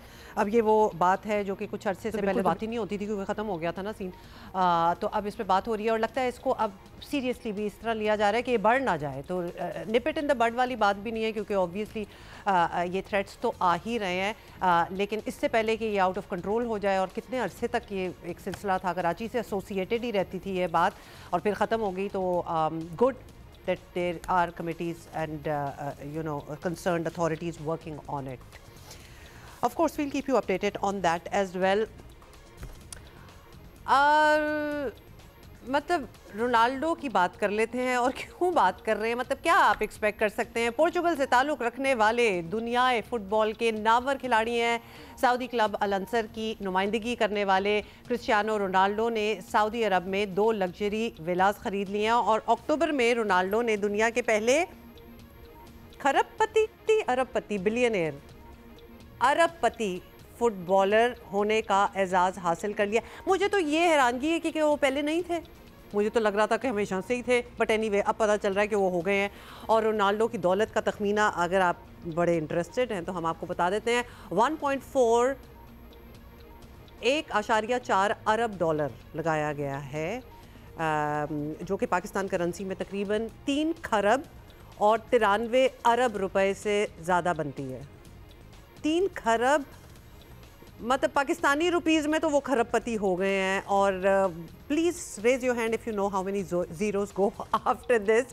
भाई जहाँ पहुँचना ही नहीं तो हम क्यों सोचें उस बारे में, लेकिन आपको बताना ज़रूरी है। तो 3 खरब 93 अरब रुपए से ज़्यादा जो है वो उनकी वेल्थ है। बरतानवी मीडिया के मुताबिक दुनिया का पहला खरबपति फुटबॉलर बनने के बाद क्रिस्टियानो रोनाल्डो और उनके जो मंगेतर हैं जॉर्जिना ने सऊदी अरब के मगरबी साहिल पर 2 लग्जरी विला खरीदे। भाई 2 आप 20 खरीदें, कौन रोक रहा है आपको। ओह नाइस, ये देखें ज़रा स्क्रीन पे, जगह अच्छी है, तो पूरा आइलैंड ही इनको ले लेना चाहिए। और इन लग्जरी विलास की इब्तदाई कीमत जो है वो सिर्फ 1,55,00,000 सऊदी रियाल है। I am not going to convert that into rupees, do it yourself, because हमारा क्या लेना देना इस चीज़ से, but it's still interesting to know कि ये किधर तक पहुँचे हैं। और if you know the roots, ये स्टार्ट कहाँ से हुए थे, मतलब कि एब्जेक्ट ऑलमोस्ट पॉवर्टी से रोनाल्डो का शुरुआत था, और वो कहाँ पहुँचे हैं with his hard work and his skill and his talent. कभी कभार आप कुछ लोगों की लाइफ जर्नी देखते हैं और फिर ऐसी खबरें आती हैं तो फिर लगता है कि दे एब्सोल्युटली डिज़र्व इट, तो गुड ऑन हिम, बड़ी अच्छी बात है। साथ ही आपको एक और ये खबर बताएं कि तैयारा जो है वो गिरकर तबाह होने से लिबिया के आर्मी चीफ मोहम्मद अली अहमद अल हदाद जहाँ बहक हो गए हैं। अल हदाद का तैयारा तुर्की के दारुल हुकूमत अंकारा से तराबलस जो है ट्रिपली बेसिकली लिबिया का जो कैपिटल है वहाँ वापसी के लिए रवाना होते ही लापता हो गया था, और हंगामी लैंडिंग की कोशिश नाकाम रही। मलबा जो है वो अंकारा के नवाही इलाके से मिल गया है। तैयारे में सवार आर्मी चीफ समेत 5 अफराद जो हैं वो मारे गए, और तैयारा तबाह होने की वजह मालूम। It's too early actually to tell के एग्जैक्टली क्या हुआ था। रवानगी से पहले लिबिया के आर्मी चीफ ने तुर्की के वज़ीर दिफा और तुर्क हम मनसब से मुलाकातें भी की थी। Definitely quite a tragic accident. हादसे से एक ही रोज़ पहले तुर्की की पार्लियामेंट ने लिबिया में तुर्की के फ़ौजी मज़ीद 2 बरस तक तैनात करने की मंजूरी भी दी थी।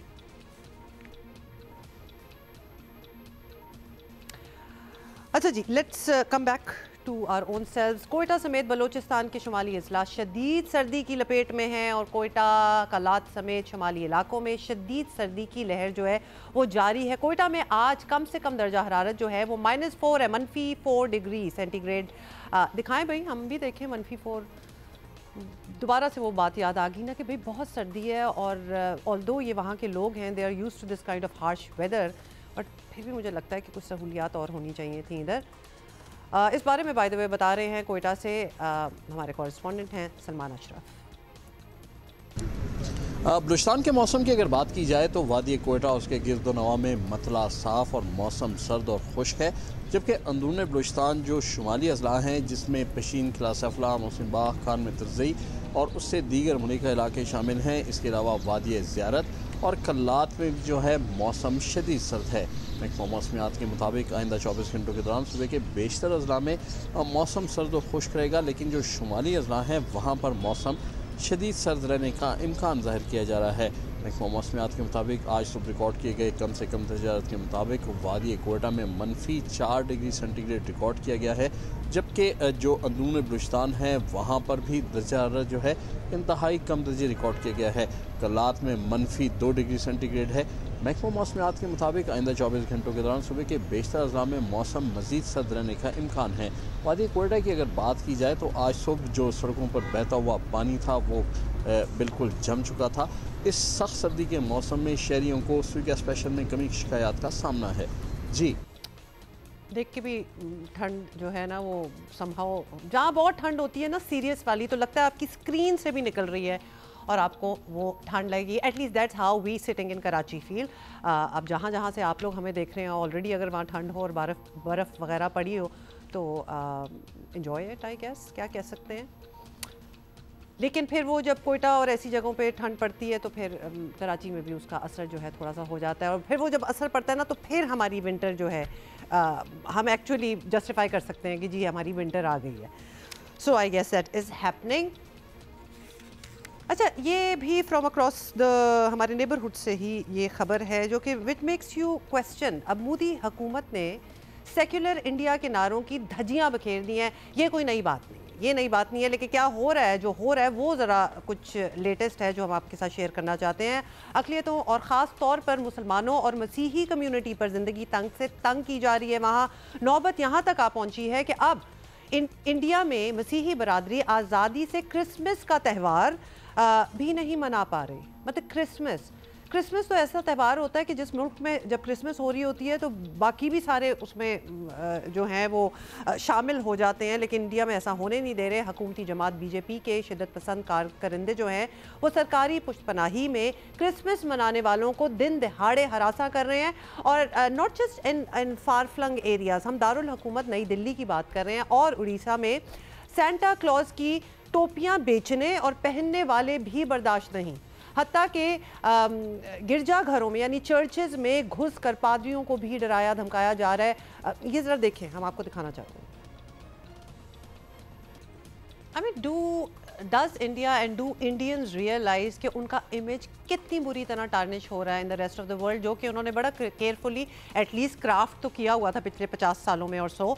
अच्छा, अब भारतीय हुक्मरान जो है ना उन्होंने इंतहा पसंदाना जहनीत का उनका ये हाल है कि मध्य प्रदेश के वज़ीर और बीजेपी के सीनियर रहनुमा हैं विजय शाह। उन्होंने पाक भारत जंग के दौरान भारतीय फ़ौज की तर्जुमानी करने वाली मुसलमान कर्नल थी, बड़ी मशहूर हो गई थी, सोफिया कुरैशी, उनको भी नहीं बख्शा और उन्हें दहशत गर्दों की बहन करार दे दिया है।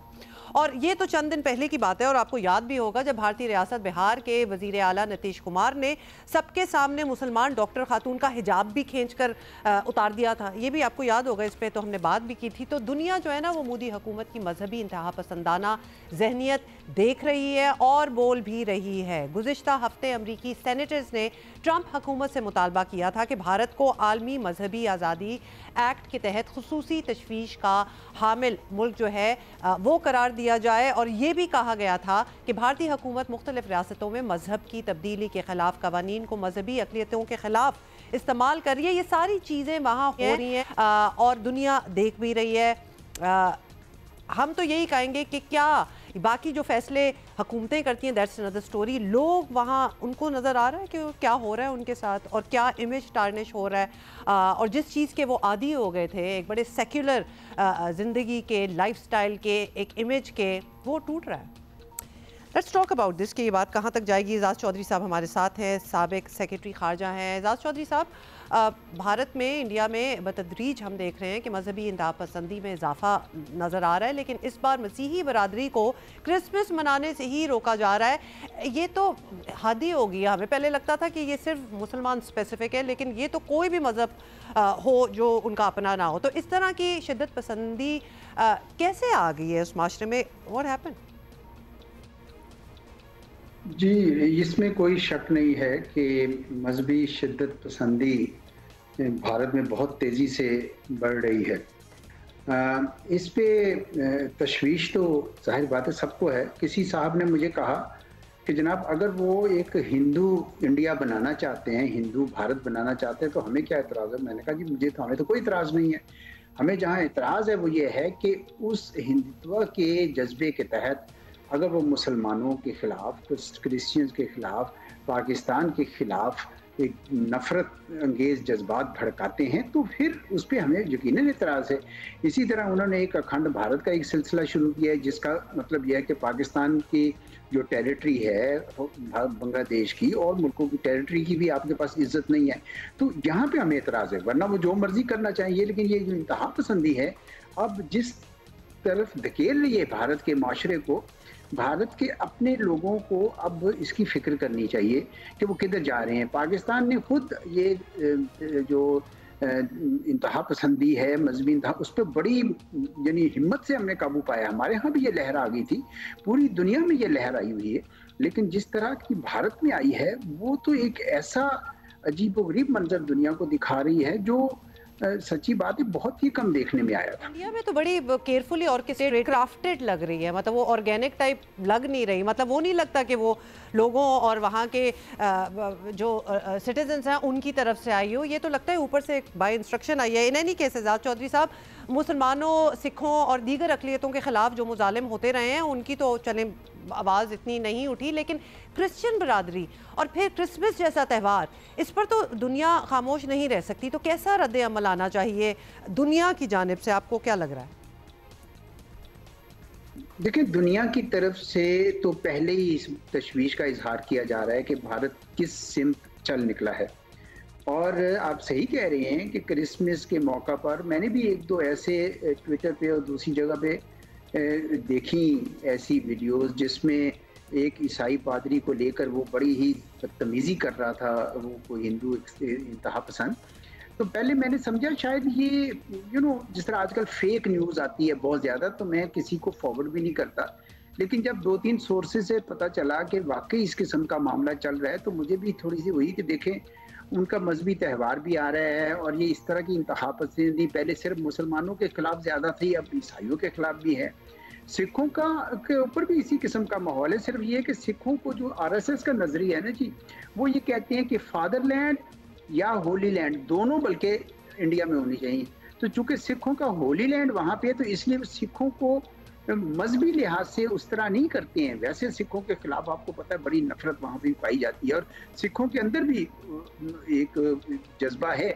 लेकिन ये जो ईसाई हैं और मुसलमान, इनके खिलाफ बहुत ज़्यादा जज्बात भड़काए जा रहे हैं। मुसलमान तो खैर पहले ही वहाँ पे बड़ी ज़्यादा तफरीक का शिकार थे। मुझे याद है कि क्रिस्टोफ जेफरलो है, फ्रेंच पॉलिटिकल साइंटिस्ट हैं, उन्होंने कई किताबें और आर्टिकल्स लिख दिए हैं और अब उनकी तहकीक के मुताबिक भारत में मुसलमानों की तादाद जो है वो 15 से 19% है, लेकिन उनकी किसी भी शोबे में उनकी जो मिकदार है या तादाद है या तनासुब है। जी बिल्कुल एजाज चौधरी साहब, ऐसा ही है। अब देखने वाली बात ये है कि अगर वहाँ के लोग इस चीज़ को एक्सेप्ट नहीं कर रहे तो ऑब्वियसली डिसीजन तो उनके हाथों में है, चेंज द गवर्नमेंट। मतलब अगर आपको लग रहा है कि बिल्कुल ये जो what India stands for them उस तरह नहीं बात चल रही, तो यू कैन डू दैट। अच्छा जी, बहुत शुक्रिया एजाज चौधरी साहब फॉर बीइंग विद अस। 1 घंटे में हमने ये बात की थी कि कौमी एयरलाइन PIA जो है वो बिल आखिर बिक गई है और जहाज़ अब आरिफ हबीब कंसोर्शियम उड़ाएगा, which is exciting news in the sense के बात जो थी कुछ अरसे से चल रही थी और एक इंतज़ार था कि ये कब प्राइवेटाइजेशन का मरहला होगा और कब ये बिकेगी। And obviously looking forward to some revolutionary changes in this as well. वफाकी वज़ीर दिफा ख्वाजा आसिफ ने हमें अभी ज्वाइन किया है। ख्वाजा आसिफ, बहुत शुक्रिया। सबसे पहले तो ये बताएं कि क्या हुकूमत सेटिस्फाइड है इस सारे प्रोसेस से, और आफ्टर ऑल जो बेस प्राइस आप लोगों ने रखी थी उससे तो ऑब्वियसली बात ऊपर ही गई, हुकूमत सेटिस्फाइड है? जी बिस्मिल्लाहिर्रहमानिर्रहीम, बिल्कुल सेटिस्फाइड है हुकूमत जो है, बल्कि मैं समझता हूँ कि ये हमारे प्राइवेटाइजेशन प्रोसेस की पहली बड़ी ट्रांजैक्शन है। एक पहले फर्स्ट पेमेंट बैंक की जो है ना वो हुई है, जिसका साइज इतना बड़ा साइज नहीं था उसका, लेकिन वो भी अच्छी ट्रांजैक्शन रही। वो एक फॉरेन बैंक ने जो है वो बैंक खरीदा यहाँ पे आके UAE के एक बैंक ने, तो वो भी अच्छी रही। लेकिन ये जो है इसका एक सिंबॉलिक वैल्यू जो है वो बहुत ज़्यादा इस ट्रांजैक्शन की, because of the history of this transaction. कि आज से 4 साल कबल जो है एक PTI के एक वजीर के बयान की वजह से ये हमारा पूरा एविएशन सेक्टर जो है बैठ गया, और उस रेगुलेटरी जो इंटरनेशनल रेगुलेटरी बॉडीज हैं उन्होंने हमारे ऊपर रिस्ट्रिक्शंस लगा दी। UK में भी रिस्ट्रिक्शंस लग गई, फिर यूरोप में भी लग गई। इसी तरह और भी हमारी US जो फ्लाइट जो न्यूयॉर्क की थी वो भी बंद हो गई। तो एक इनेकात जो है वो सेक्टर के ऊपर इतना बुरा आया कि हमारी जो PIA जो है तकरीबन आप कह सकते हैं कि दिवालिया हो गई। तो हमने इसको रीस्ट्रक्चर किया, सारी ऑर्गेनाइजेशन को रीस्ट्रक्चर किया। इसका बहुत बड़ा हिस्सा इसकी लायबिलिटी का जो है वो गवर्नमेंट ने खुद ओन कर लिया, और थोड़ी बहुत इसमें लायबिलिटी रह गई नॉमिनल सी as compare to the total amount. तो वो आपको मेरा ख्याल इल्म होगा कि एविएशन जो है सेक्टर जो है या एविएशन डिवीजन जो है वो मिनिस्ट्री ऑफ डिफेंस का हिस्सा है। ट्रेडिशनली ये हिस्सा रहा हुआ है, बीच में अलहदा की गई और फिर दोबारा इसको डिफेंस मिनिस्ट्री में वापस ले आए। तो वो उस बैकड्रॉप में अगर देखें तो ये कल वाली ट्रांजैक्शन जो है ना ये बड़ी सक्सेसफुल ट्रांजैक्शन हुई है, और इसमें सबसे बड़ी कंट्रीब्यूशन जो है वो हमारी सिविल एविएशन की है, जो रेगुलेटरी बॉडी है उसकी है, जिन्होंने नेगोशिएट किया, इसको अपग्रेड किया, इसको इंटरनेशनल जो मामलात हैं रेगुलेटरी उनके मुताबिक किया ताकि ये ट्रांजैक्शन हो जाए। और उसका वो बड़ा पेंस्टेकिंग प्रोसेस था जिससे हम गुजरे, और अल्हम्दुलिल्लाह इस वक्त हमारी मैनचेस्टर फ्लाइट जा रही है। 2 फ्लाइट्स जो है और भी हमारे पास हैं, लेकिन जहाज नहीं है हमारे पास, लंदन की और बर्मिंघम की या ब्रैडफोर्ड की। इसी तरह न्यूयॉर्क की हमारे पास परमिशन है कि हम वहाँ भी अब जा सकते हैं। 14-15 जो है वो डेस्टिनेशन जो हैं अवेलेबल हमारे पास इसके यूरोप में, जो सारी जब किसी ज़माने में रूस था PIA का, PIA पे, तो ये आप कोपेनहेगन है, ऑस्लो है, फ्रैंकफर्ट है, बार्सिलोना है, मिलानो है, ये सारी की सारी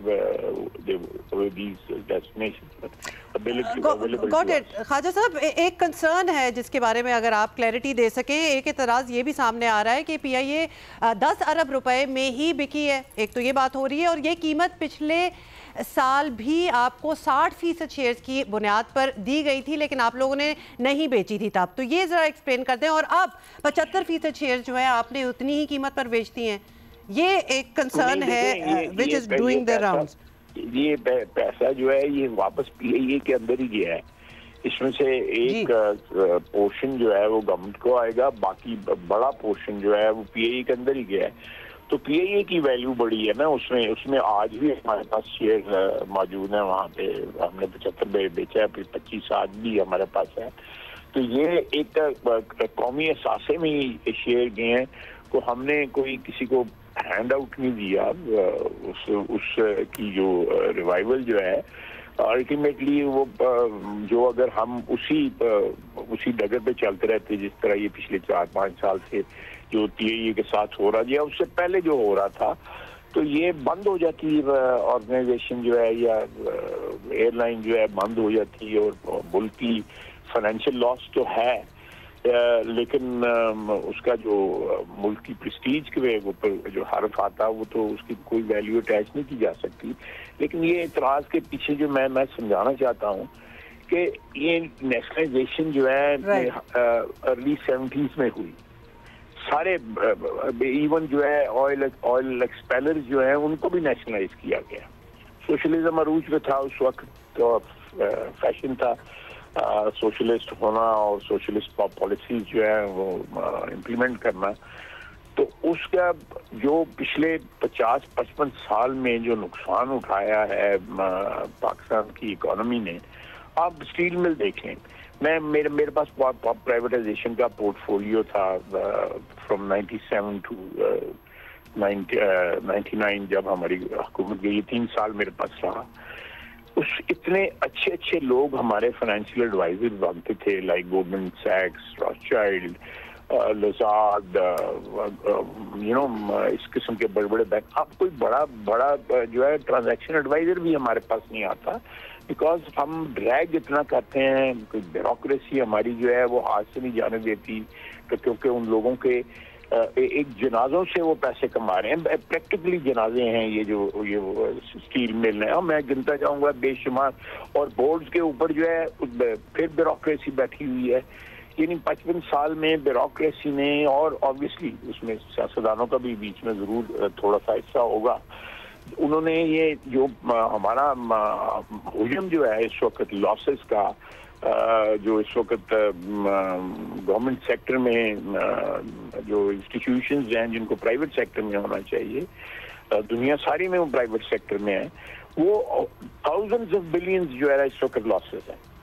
उनसे छुटकारा हासिल करने के लिए ये ट्रांजैक्शंस हमें इस किस्म की कंस्ट्रक्ट करनी पड़ रही है कि कोई हमें we don't have a choice, कोई इसमें हमारी कोई beggars are not the choosers. तो ये वो हाल हो गया हुआ है हमारा जो है, जो लोग एतराज करते हैं वो उसको ओवरऑल पिक्चर जो है उसकी बैकड्रॉप में नहीं सोचते। अगर ये ट्रांजैक्शन आज ये किक ऑफ हुई है तो आने वाले दिनों में और बहुत सी ट्रांजैक्शनें जो है वो लाइन में लगी हुई हैं। डिस्ट्रीब्यूशन कंपनीज है जिनके लॉसेस जो है वो ये इलेक्ट्रिसिटी की पावर डिस्ट्रीब्यूशन की कंपनीज है, बात बहुत अच्छी हैं, लेकिन सिंध की 2 हैं, KP की 1 है, बलूचिस्तान की 1 है, ये 4 जो हैं sorry to use the word, ये तो जनाजे हैं बिल्कुल। यानी इतना ज्यादा जो है अल्टीमेटली तो पाकिस्तान की आवाम बोझ उठाती है ना इस चीज का। जो लोग एतराज करते हैं वो ये सोचते नहीं कि ये आवाम की जेबों से ही पैसे निकलते हैं। जी ख्वाजा साहब, ये बताएं 2 बातें हैं एक्चुअली। एक तो रूजवेल्ट होटल के हवाले से हम आपसे पूछना चाहते हैं कि उसके लिए क्या प्लान है, कि क्या वो हुकूमत ने रखना है या उसको बेचना है। दूसरा, अभी आप जब सवाल का जवाब दे रहे थे तो आपने PTI के वजीर का भी जिक्र किया, और पिछली बार जब ये प्राइवेटाइजेशन की बात हुई थी तो deals fail through because of them. तो फिर हुकूमत कार्रवाई क्यों नहीं करती? मतलब ये सवाल तो हर जो हुकूमत होती है, और अगर वो इस तरह ब्लेम करे किसी को पीछे, तो ये सवाल तो बनता है कि जब आप आते हैं इक़्तिदार में तो फिर वो केस क्यों नहीं बनता? ये बात आपकी सही है, मैं बिल्कुल आपकी बात को इंडोर्स करता हूँ कि अकाउंटेबिलिटी जो है वो बहुत लंबा अर्सा लेती है, उसका नतीजा जो निकलना चाहिए वो निकलता नहीं है। जब तक जो है कोई तबका या अशखास जो हैं वो प्राइस पे नहीं करेंगे इस चीज़ की। आप देखें ना, ब्यूरोक्रेसी जो है, ब्यूरोक्रेट रिटायर होते हैं ना, वो सारे इनकी बोर्ड पे आके बैठ जाते हैं। यानी दिवालिया ऑर्गेनाइजेशन है और ब्यूरोक्रेट्स जो है जो बोर्ड पे बैठे हुए हैं वो लाखों रुपया कमा रहे होते हैं, मीटिंगों की फीस ले रहे होते हैं। You know, it's again using a bit word कि ये this is an orgy of loot and plunder जो हमारे मुल्क में पिछले 55 साल से पब्लिक सेक्टर की हो रही है। Coming to Roosevelt, coming back to that, just to conclude it, तो कार्रवाई करेंगे कि नहीं करेंगे? करेंगे, बिल्कुल करेंगे, बिल्कुल करेंगे। ये उसके कोई चारा ही नहीं है कि कार्रवाई किए बगैर जो है कि ये इन लोगों को जवाब देना चाहिए जिन लोगों ने ये आप हिसाब लगाएं। मैंने NDFC प्राइवेटाइज की उस जमाने में, आई डोंट नो प्राइवेटाइज की, जब प्राइवेटाइजेशन की प्रेपरेशन की तो उस दौरान जो उसके चीफ एग्जीक्यूटिव थे, he was a retired bureaucrat. उस दौरान उन्होंने 98 की बात कर रहा हूँ कि एक रेस्ट हाउस की जो है वो क्या कहते हैं उसको आराइश के लिए और तज़ीम के लिए जो है ना 28 लाख रुपए लगा दिया, जहाँ पे वो महीने बाद आके 2 दिन या 3 दिन या 4 दिन रहते थे वो। तो इस तरह की चीज़ें जो हैं, आप पेंटिंग्स जो हैं उसके अंग्रेजों के दौर की पेंटिंग जो है स्टेट गेस्ट हाउस में लगी हुई है लाहौर की, वो ब्यूरोक्रेट्स लगा के वहाँ पे जाली पेंटिंग लगा दी हुई है उन्होंने, वहाँ पे कॉपी करके लगा दी है। वो करोड़ों रुपए की, अरबों रुपए की जायदाद है वो जो साहब। ये तो बड़ी मेजर चीज़ है और इनकी अकाउंटेबिलिटी तो डेफिनेटली होनी चाहिए। और जिस तरह आप कह रहे हैं कि आई एम विद यू, और ये सिस्टम जो है आज भी रेजिस्ट कर रहा है। आप देख लें कि ये आपके जो भी उठा के देखेंगे वहाँ पे ब्यूरोक्रेसी बैठी है, रिटायर्ड ब्यूरोक्रेसी बैठे, रिटायर होते हैं और आके इनके बोर्ड के ऊपर बैठ जाते हैं। अभी भी इस वक्त एज वी स्पीक जो है ब्यूरोक्रेसी जो है फैली हुई है तमाम बोर्ड्स के ऊपर, and they are not concern with कि ये पाकिस्तान का नुकसान हो रहा है, हमारी इकोनॉमी जो है वो उसका बेड़ा गर्क हो रहा है। दे आर ओनली कंसर्न कि ये फॉरेन ट्रिप्स लगेंगे, महीनों के जो है वो जो स्टाइपेंड्स हैं वो मिलेंगे, गाड़ी मिलेगी, ये they are not concern with that. The existence of sick public sector is actually supported और pushed by the bureaucracy जो एक्चुअली अर्ली 70s से लेके आज तक जो है इनके ऊपर काबिज है। इस उसके ऊपर जो है मेरा पर्सनल मैं होने की कोशिश अवॉइड कर रहा हूँ, लेकिन ये एज ए कम्युनिटी जो है ना, सबसे बड़ा जो है सियासतदानों पे भी इल्ज़ाम आता है, लेकिन सबसे बड़ा जो पब्लिक सेक्टर की बर्बादी जो है जो वो हमारी हुकूमतों पे है, जिसका मेजर बेनिफिशरी जो है सारी लूट और प्लंडर का वो ब्यूरोक्रेसी है। Coming back again to Roosevelt जो है उसको जो है किया जा रहा है, उस ट्रांजैक्शन को जो शेप उसकी बनाई जा रही है। मेरा अपना ख्याल है, अब मैं जब प्राइवेटाइजेशन का पोर्टफोलियो था, मैं उसके $375 मिलियन हमें ऑफर हुए थे, मटेरियलाइज नहीं हुई। उसके बाद ये चलता रहा। वहाँ भी यही चक्कर है कि वहाँ भी जाके लोग रहते हैं, मुफ्त रहते हैं, उसकी जो है वो फैसिलिटी जो है न्यूयॉर्क में राइट ऑन साहब आपने बड़ी डिटेल में बताया और क्लियरली ऑब्वियसली प्रॉब्लम्स जो हैं वो आइडेंटिफाई तो हो चुकी हैं। अब एक एक्सपेक्टेशन है कि ऑब्वियसली उनको अकाउंटेबल भी ठहराया जाएगा, अकाउंटेबिलिटी होगी, और जिस तरह के आपने कहा भी, तो आपकी हुकूमत से ये एक्सपेक्टेशन डेफिनेटली है। साथ साथ ये भी बता दीजिए, ये PIA की ओवर स्टाफिंग की जो इतने अरसे से बात हो रही थी, वो ओवर स्टाफिंग तो अभी भी है, उनके लिए क्या सोचा गया through out all this privatisation process? देखिए, मैं इस चीज़ में बिलीव करता हूँ कि ओवर स्टाफिंग जो है उनको, अगर वो 1 रुपया जो है ना बनता है उनका जायज़ जो है, तो उनसे जान छुड़ाने के लिए 100 रुपया भी देना पड़ता है तो उससे जान छुड़ानी चाहिए।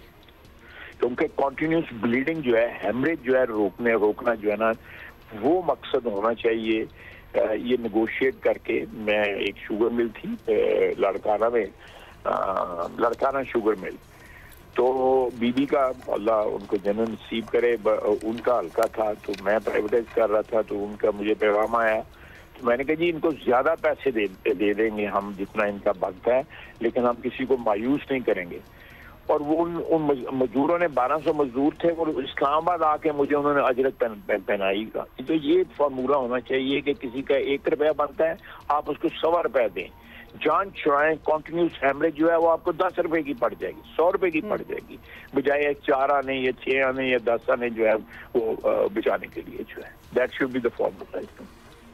Alright, moving away from this topic, लेकिन चूंकि ख्वाजा साहब आप हमारे साथ हैं तो ये बता दें, मुज़ाकरात की थोड़ी सी बात कर लेते हैं, क्योंकि वज़ीर आज़म बार बार असेंबली फ्लोर पे भी मुज़ाकरात की पेशकश जो है वो ऑफ़र दे चुके हैं PTI को। However you are one of those जो कि इस आइडिया से इतने कन्विंस्ड नहीं हैं, इज़ दैट राइट?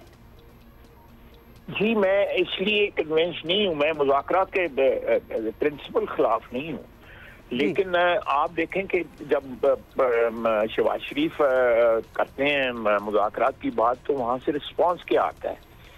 वो ऐसी शराइत आयद करते थे कि मुज़ाकरात में अगर हमने जाना है तो ओपन माइंड जो है इश्यूज पहले तय करके कि भाई ये होगा और उसके बाद मुज़ाकरात होंगे। तो मुज़ाकरात तो इस तरह नहीं होते। मुज़ाकरात जो है इश्यूज आप डिसाइड कर लें कि ये इश्यूज जो है ये डिस्कस होंगे, उनका क्या सोल्यूशन होगा, वो सोल्यूशन मुज़ाकरात के जरिए निकलेगा। मेरा अपना ख्याल है कि प्राइम मिनिस्टर ने जितनी दफ़ा कहा है मुज़ाकरात के बारे में, ये सिंसेरिटी रिफ्लेक्ट होती है उनकी। इससे प्राइम मिनिस्टर ने मेरे ख्याल परसों भी कहा है, और ही सिंसियरली बिलीव्स के सियासत जो है उसमें टेम्परेचर जो है नीचे लाए जाएं, को एग्जिस्ट किया जाए। 13-14 का जो धरने थे उसके बाद जो है जो कुछ हुआ, उन धरनों में PTI वापस आई, हमने वेलकम किया उनको। वो 3-4 साल जो है मेंबर रहे, हाउस के मेंबर रहे, उसके बाद 18 आए। 18 में हमें इतराज़ात थे इलेक्शन के ऊपर, लेकिन हम हाउस में बैठे रहे, हमने सिस्टम को चलने दिया। तो ये अगर ये एक शख्स के इशू जो है बनाए, उनका लीडर है, बिल्कुल बनाए। लेकिन बीच में एक थोड़ा सा एक तरीक़ेकार मुख्तलिफ भी हो सकता है। अगर मुज़ाकरात जो हैं वो तहरीक तहफ़्फ़ुज़ आईन पाकिस्तान के लीडर्स के साथ किया जाए, बातचीत भी हो सकती है, रीजनेबल एटमॉस्फेयर भी हो सकता है, so that is always an option. नहीं, बिल्कुल हो सकता है। अगर मुज़ाकरात जो है जो भी आपने ये तहरीक तहफ़्फ़ुज़ पाकिस्तान जो ऑर्गेनाइजेशन जो है, इसमें इनकी लीडरशिप जो है उनके बयानात भी आ रहे हैं, जो PTI के भी बाज़ हज़रात जो है बयानात दे रहे हैं, जिसमें रिकन्सिलिएशन जो है उसकी एक शेड नज़र आता है।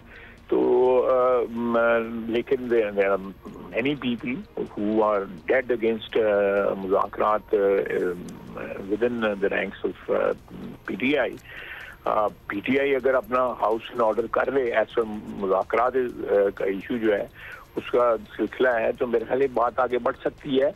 लेकिन अगर इस जो ऑर्गेनाइजेशन जिसका आपने नाम लिया है, इसमें PTI बड़ा कंपोनेंट है, और अगर वो नहीं एग्री करते इसके ऊपर, तो फिर तो मुज़ाकरात टेक ऑफ कर ही नहीं सकते। फिर तो ये बातचीत है खाली खुली, और उसके अलावा तो कोई बात नहीं है। बहुत शुक्रिया वफाकी वज़ीर दिफा Khawaja Asif for your time. बहुत से सवाल, हम बहुत सी बातें करते रहते हैं, then we need to know directly what the government is thinking, और ख्वाजा साहब ने हमें जवाब दिया। अच्छा जी, let's talk about Karachi zoo now, because हमें अभी भी बड़ा कंसर्न है कि zoo needs to, the whole idea of zoo, the concept of zoo is outdated. Karachi चिड़ियाघर में जानवरों के जो हालात हैं वो किसी से ढके छुपे ऑब्वियसली नहीं है, लेकिन चिड़ियाघर में गैर मकामी जानवरों की अफजाइश जो है वो बदस्तूर हो रही है। चीफ सेक्रेटरी सिंध ने चिड़ियाघर इंतज़ामिया को हिदायत की है कि गैर मकामी जानवरों और ख़ास तौर पर बिग कैट्स जो हैं उनकी अफजाइश का सिलसिला फौरी रोका जाए। ये हिदायत चीफ सेक्रेटरी सिंध की ज़ेर सदारत इजलास में दी गई है, जिसमें कराची मेट्रोपॉलिटन कॉरपोरेशन, चिड़ियाघर इंतज़ामिया और मुताल्लिका महकमों के आला हुकाम शरीक हुए। इसके बारे में हम ज़रा पता करना चाहते हैं और हमें ज्वाइन किया मायरा उमर जो कि वानी पॉज हैं। मायरा, क्या हो रहा है और आपको लग रहा है कि अब इंतज़ामिया को सीरियस एक्शन, कुछ डिफरेंस लाना चाह रही है? जी अस्सलाम वालेकुम। जी बिल्कुल।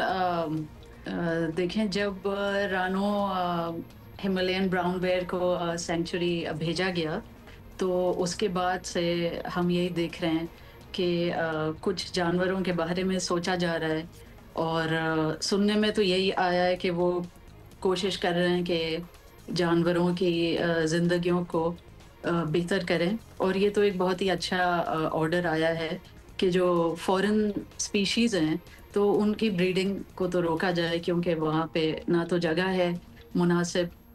मज़ीद जैसे जब अच्छा ऑर्डर आता है हम सारे होपफुल हो जाते हैं। इन प्रिंसिपल बड़ी अच्छी बातें लगती हैं, ऑन द ग्राउंड कुछ नहीं होता, मतलब सालों गुजर जाते हैं। तो यू लाइक कि अच्छी बात है कि बात हो रही है, लेकिन इम्प्लीमेंटेशन होना, होपफुल हैं आप?